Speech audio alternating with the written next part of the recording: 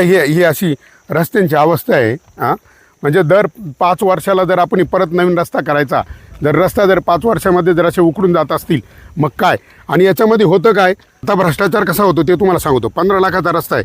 15 लाखाचा रस्ता आला का जो पुढारी, खासदार असू द्या, आमदार असू द्या, जो ते पत्र देतो तिकडून मिळवून त्याला मंजुरीचं, तो घेतो 20%. 15 लाखाला 20% किती झाले? 3 लाख 3 लाख रुपये. 3 लाख रुपये. 3 लाख रुपये गेले. खाली किती राहिले? 12 लाख. 12 लाख.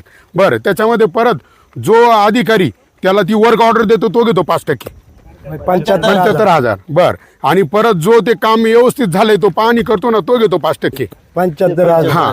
आणि नंतर त्याला जो बिल काढून देतो ना शेवटचं तो घेतो 5%, ते पुन्हा ते 75. परत 75. आणि किती झाले? 5.25 लाख रुपये हे झाले त्या 15 लाखातले.